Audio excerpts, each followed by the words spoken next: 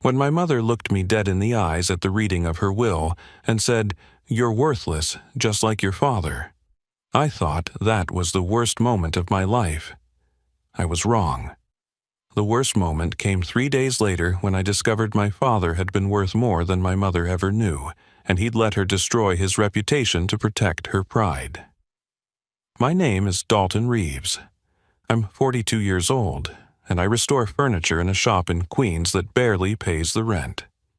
My mother, Francine Reeves, died with $38 million to her name. She built a real estate empire by stepping on anyone who got in her way, including my father. My twin sisters, Bianca and Portia, they got everything. Every penny, every property, every piece of jewelry she'd collected over 40 years of climbing the social ladder. Me? I got an old briefcase that had been sitting in a hall closet for 20 years. A briefcase that belonged to my father, Nathaniel, who my mother called the biggest mistake of my life every Christmas dinner until the day she died. My sisters laughed when the lawyer handed it to me.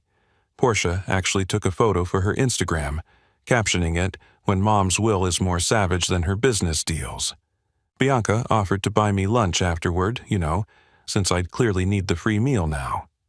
The briefcase was cracked leather, covered in dust, with rusty clasps that barely opened. Inside was nothing but some old drafting tools, furniture sketches, and a single business card for a bank in Manhattan. I almost threw it in the trash. I almost let my mother have the last word. But something made me dial that number on the card. When I did, the voice on the other end said something that made my blood run cold. "Mr. Reeves, we've been waiting 20 years for this call. Your father's account has just unlocked. They asked me to come immediately. They asked me to bring the briefcase. And when I walked into that bank vault 3 hours later, when they showed me what my father had hidden all these years, when they told me the amount in that account, I dropped my phone and heard it shatter on the marble floor. But I didn't care. Because suddenly, I understood why my father smiled in every photograph. Even the ones taken after my mother publicly humiliated him at her company's anniversary gala. Even the ones taken after she told everyone he was a failed carpenter who couldn't support his family. My father wasn't a failure. He was a man who loved my mother enough to let her believe she'd built her empire alone. And that briefcase she gave me as a final insult? It was the key to an inheritance that made her $38 million look like pocket change. But the money wasn't even the most shocking part. The most shocking part was the letter my mother had left at the same bank, dated the day before she died, that proved she knew exactly what she was doing when she handed me that worthless briefcase. Before my mother died and turned my world upside down with that briefcase, I lived a simple life in Queens. My apartment sat above my furniture restoration shop on Steinway Street, 5 rooms that smelled perpetually of wood stain and lemon oil.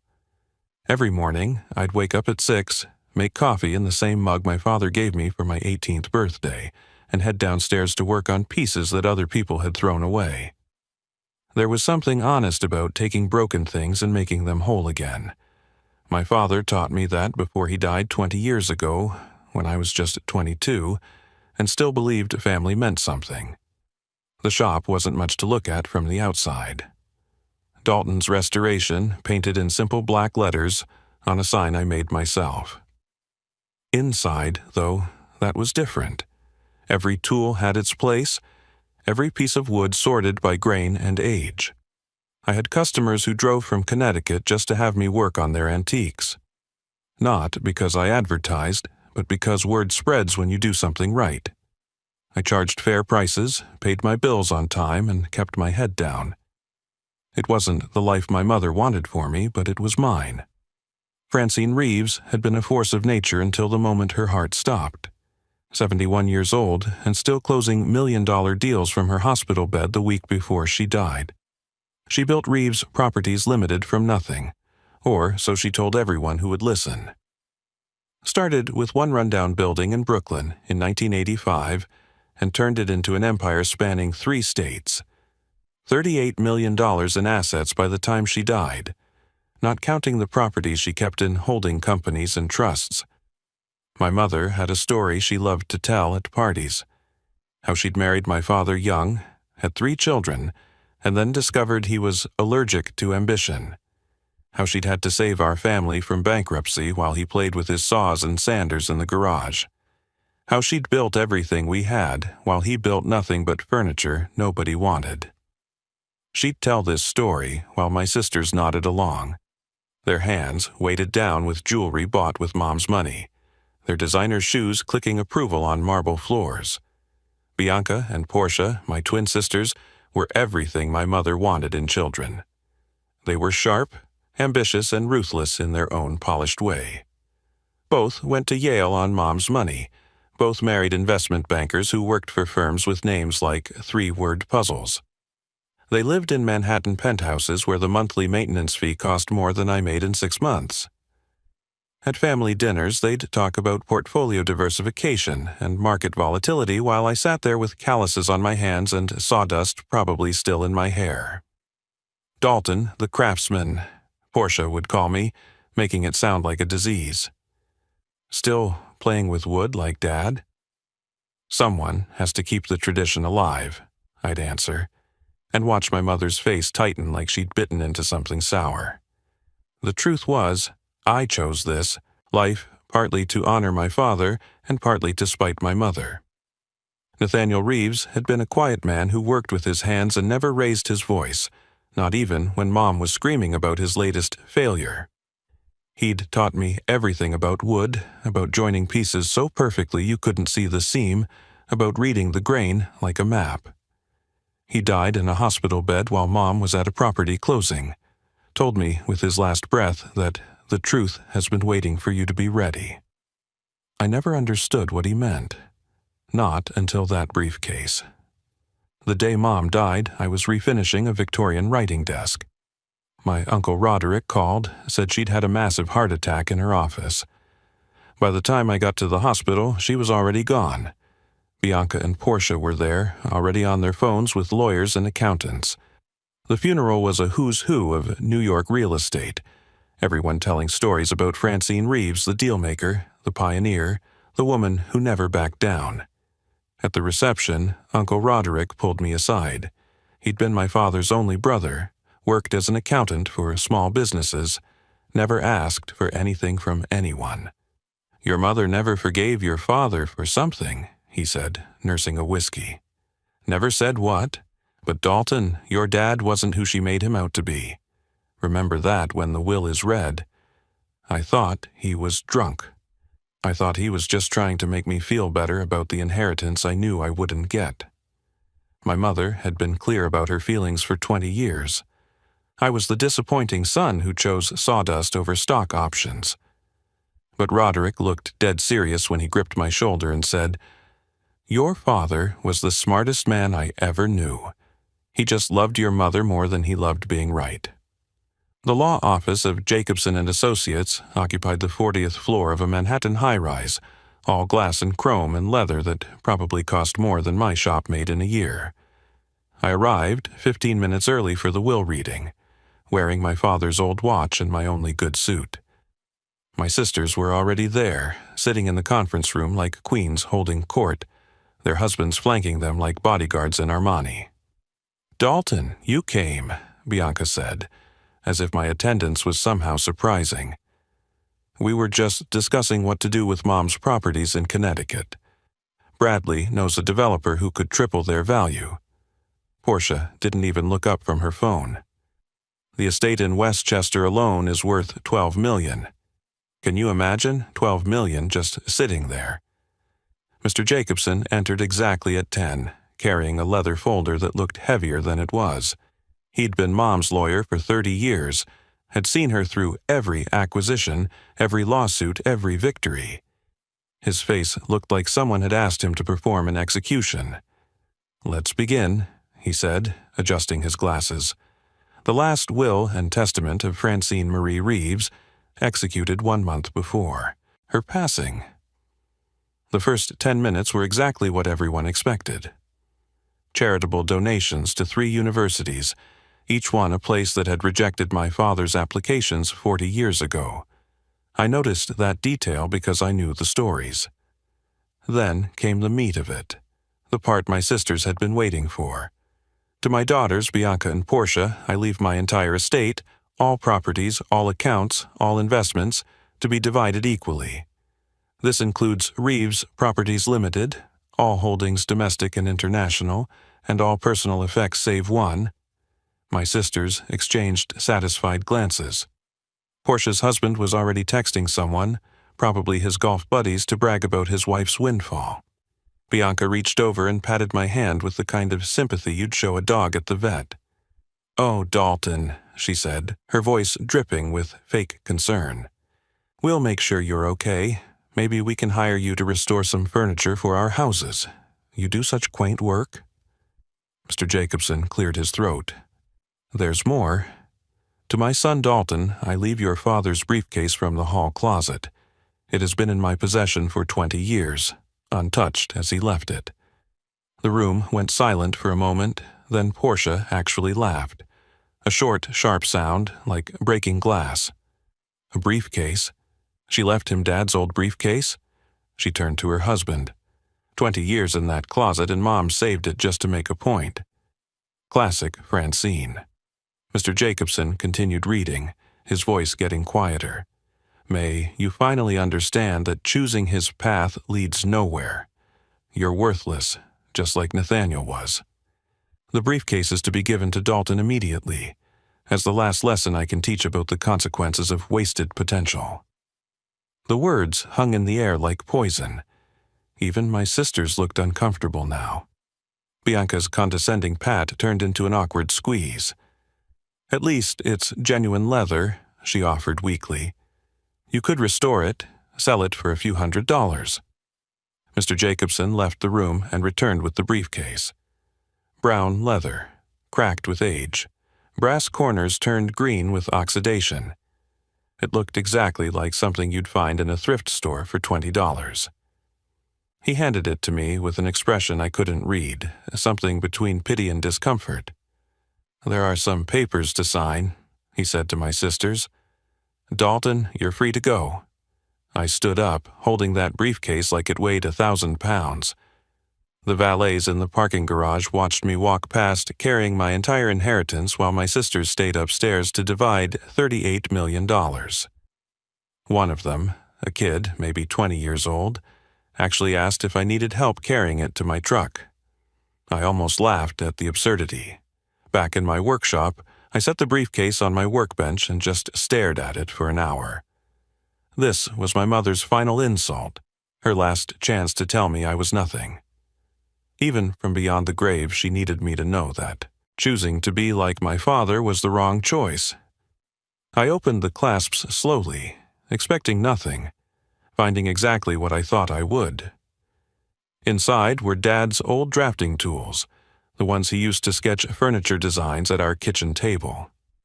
A compass, a T-square, some pencils worn down to nubs. Below those were furniture sketches, detailed drawings of pieces I remembered from childhood. And at the very bottom, tucked into a corner pocket like an afterthought, was a single business card. Holloway Trust and Savings, Manhattan, EST 1894. A phone number printed in raised letters. Nothing else. No name, no address, just the bare minimum information on cream-colored cardstock that had yellowed with age. I turned it over, looking for something more, some explanation. The back was blank. For 3 days, that business card sat on my kitchen counter next to the coffee maker. Every morning, I'd look at it while waiting for the pot to brew, wondering if calling would just lead to more humiliation. Maybe it was an old account with a few $100s. Maybe it was closed decades ago and the number would just ring dead. Maybe this was part of my mother's cruel joke, sending me on a wild goose chase to prove my father left nothing behind. But my father's last words kept echoing in my head. "The truth has been waiting for you to be ready." He'd said it with such certainty, lying in that hospital bed with machines beeping around him, my mother notably absent because she had a closing to attend. 20 years I'd carried those words, and now this card felt like the key to understanding them. On the third night, I sat in my workshop finishing the Victorian desk I'd been working on when Mom died. The grain was perfect under my hands, smooth as silk after hours of sanding. My father had taught me that wood never lies. It shows every flaw, every strength, every story in its rings. As I applied the final coat of oil, I made my decision. Tomorrow, I'd call the number. Thursday morning, 9 o'clock sharp, I dialed. The phone rang twice before a woman answered, her voice crisp and professional. Holloway Trust, established 1894. How may I direct your call? Hi, I found this card in my father's things. His name was Nathaniel Reeves. The silence lasted so long I thought the call had dropped. Then she spoke again, her tone completely different. Please hold. Classical music played for maybe 30 seconds before a different voice came on, male, older, with the kind of formality that belonged to another era. Am I speaking with Dalton Nathaniel Reeves? Yes? Son of Nathaniel James Reeves, born April 15th, 1960? That's correct. Mr. Reeves, my name is Charles Aldrich. I'm the president of Holloway Trust. We've been waiting 20 years for this call. Your father's trust has very specific instructions. You need to come to our Manhattan office immediately. Bring the briefcase and your identification. Can you be here by noon? My hand was shaking as I wrote down the address. Can you tell me what this is about? Not over the phone, Mr. Reeves. Your father was very specific about the protocols. Noon today, if possible. This matter has waited long enough. I closed the shop, showered, put on my good suit again, and caught the train to Manhattan. The briefcase felt heavier than before, or maybe it was just the weight of not knowing what I was walking into. The bank building was old money personified, granite and brass, doormen in uniforms that looked like they'd been worn since the 50s. The lobby had the kind of marble that wasn't mined anymore, the kind of wood paneling that took master craftsmen months to install. The elevator operator, an actual elevator operator in 2025, took me to the 7th floor without my saying a word. He knew where I was going. The hallway was silent except for my footsteps, leading to a door marked simply Private Banking. Mr. Aldrich met me himself, a man in his 70s with silver hair and hands that had never held a tool heavier than a fountain pen. His handshake was firm, though, and his eyes were sharp as he studied my face. You look like him, he said. Same eyes, same jaw. Please, come with me. He led me through a maze of offices to a room that felt more like a law library than a bank. 3 other people were waiting. 2 younger men in suits and a woman with a stenographer's pad. On the table were documents, stamps, and what looked like fingerprinting equipment. Before we proceed, Mr. Aldrich said, we need to verify your identity beyond any doubt. Your father's instructions were extremely specific.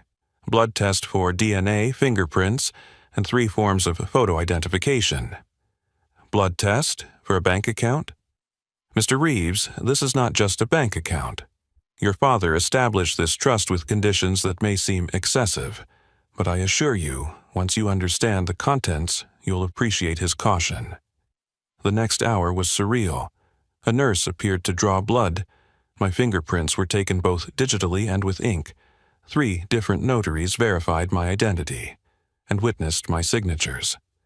Mr. Aldrich personally supervised every step, checking and double-checking each document. Your father, he said while we waited for the final verification, was one of the most intelligent men I've ever met. He came to us 20 years ago with a very unusual request. He wanted to create a trust that could only be accessed by you, only after your mother's passing, only if you came yourself with that briefcase. But why? What could be so important? Mr. Aldrich stood up as one of the younger men nodded confirmation. All the requirements have been met. Now, Mr. Reeves, let me show you what your father left behind. Please bring the briefcase. You'll understand why in a moment. Mr. Aldrich led me to an elevator I hadn't noticed before, hidden behind a panel in the wood-lined wall. He inserted a key and pressed B3. We descended in silence, my heart pounding so hard I was sure he could hear it.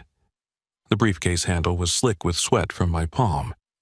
The vault level was nothing like movie banks. No dramatic steel doors or spinning wheels, just a quiet hallway with numbered rooms and the kind of thick silence that comes from being deep underground. Mr. Aldrich stopped at door 17, input a code, then asked me to place my hand on a scanner. The lock clicked open with a sound like finality. Inside was a conference table, walls of safety deposit boxes, and several filing cabinets that looked older than I was. Mr. Aldrich gestured for me to sit, then pulled out a leather portfolio from one of the cabinets. "Mr. Reeves," he began, his hands actually trembling slightly as he opened the portfolio. "Your father wasn't just a furniture maker. He held 17 patents for furniture designs that revolutionized the hospitality industry. The modular bed frame system used in every Hilton worldwide? That's his. The stackable conference table that became standard in offices across America? His design. The earthquake-resistant shelving system mandatory in California hotels? Your father created that." He pushed a document across the table. Patent numbers, registration dates, and at the bottom, a running tally of royalties. My eyes couldn't process the number at first. Too many digits. The trust currently holds $347 million. The phone I'd been holding to record the conversation slipped from my numb fingers. It hit the marble floor with a crack that echoed in the silence. The screen spiderwebbed, but I didn't move to pick it up. "That's impossible," I whispered. "My father died broke. My mother said he left nothing but debt." "Your father was never broke, Mr. Reeves. He was a silent genius who chose to remain invisible. But that's not all." Mr. Aldrich pulled out another document. "Are you familiar with Reeves Properties Limited?" "My mother's company." "No, Mr. Reeves, your parents' company. Your father owned 40% of Reeves Properties Limited. He was the founding partner." The room spun. I gripped the table edge to steady myself. "That can't be true.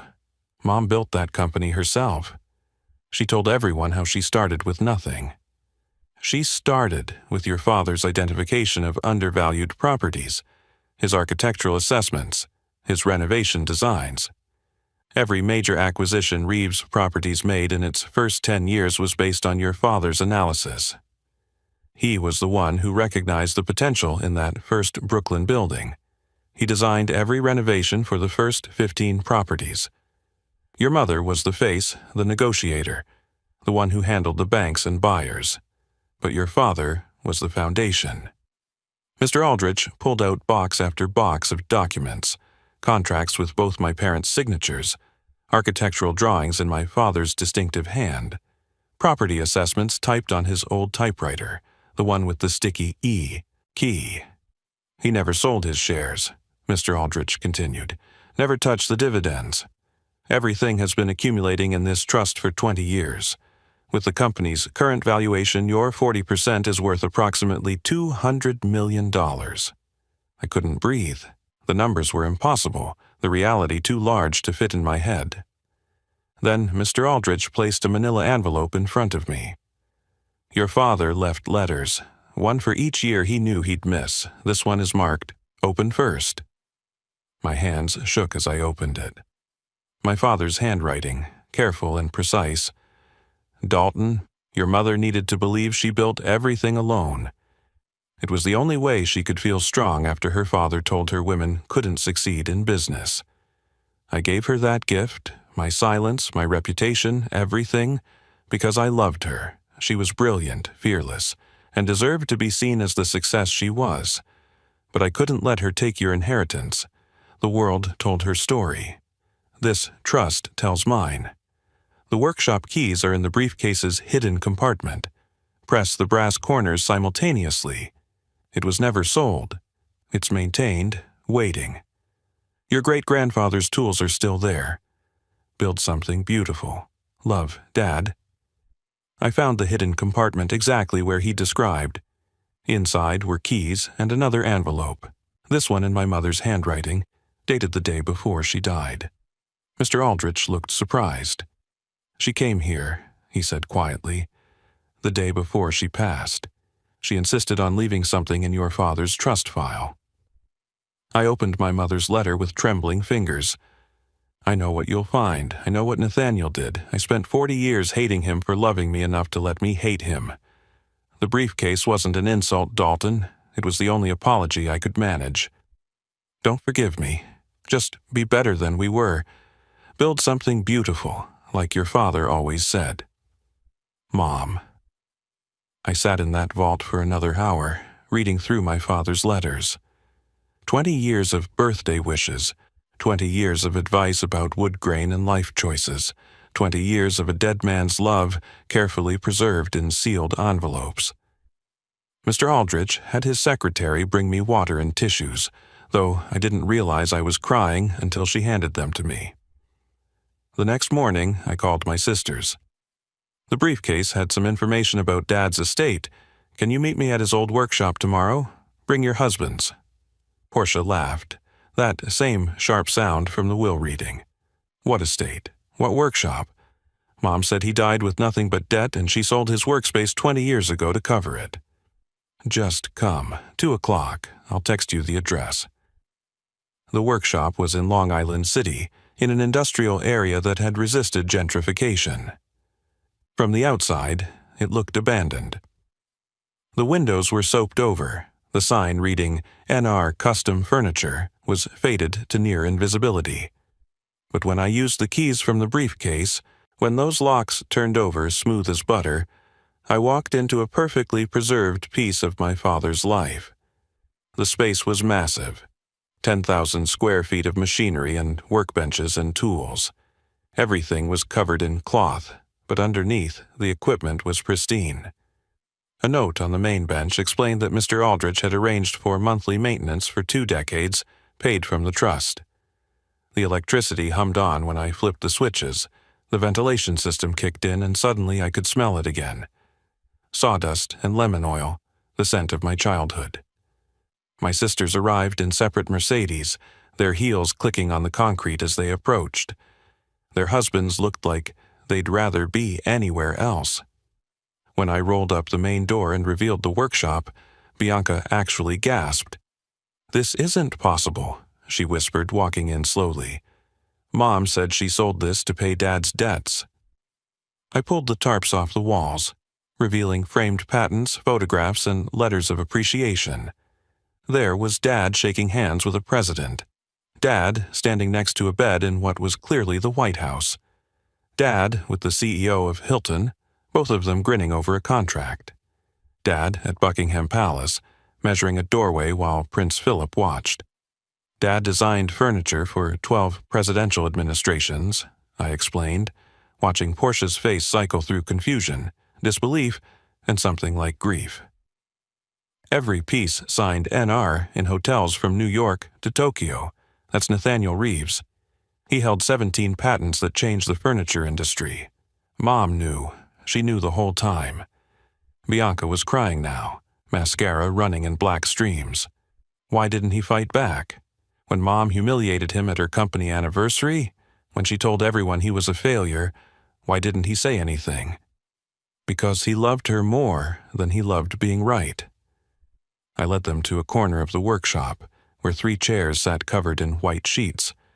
Underneath were 3 identical pieces, child-sized, made from cherry wood with impossibly perfect joints. Each one had a brass plate with our names and birth dates. "He made these when you were born," I said to my sisters. Mom told him to throw them away because they didn't match her aesthetic. He kept them here.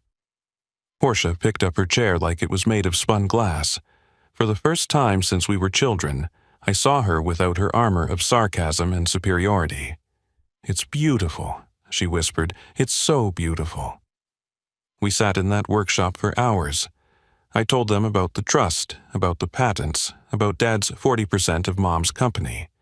I showed them his letters, his designs, the evidence of a life lived in deliberate shadow. Their husbands tried to ask about money, about valuations, but my sisters shut them down. This wasn't about money anymore. 6 months later, the workshop has been transformed into the Nathaniel Reeves Foundation for Craftsman Education. We offer free training to anyone who wants to learn a trade. My sisters visit every week, sitting in those chairs Dad made, learning to work with their hands for the first time in their lives. Bianca discovered she has a talent for carving. Portia learned to operate the lathe and hasn't checked her phone during class once. I keep the briefcase in a glass case at the entrance with a small placard. Sometimes the smallest inheritance carries the greatest worth. In memory of Nathaniel and Francine Reeves, partners in all things, even in misunderstanding. My parents' ashes sit together on the mantel in my office, their photographs beside them. Mom, fierce and proud, Dad quiet and smiling. They were both right in their own way. Mom taught me to fight. Dad taught me when not to. 40 years of anger, 20 years of waiting, and one old briefcase. That's what it took for our family to learn that love isn't always soft. Sometimes it's silent, sometimes it's patient, and sometimes it looks exactly like sacrifice. If this story touched your heart, please take a moment to like this video and share it with someone who needs to hear it. Leave a comment below about a time when someone's quiet sacrifice made all the difference in your life. And don't forget to subscribe to our channel for more powerful stories that remind us what really matters. Thank you for listening.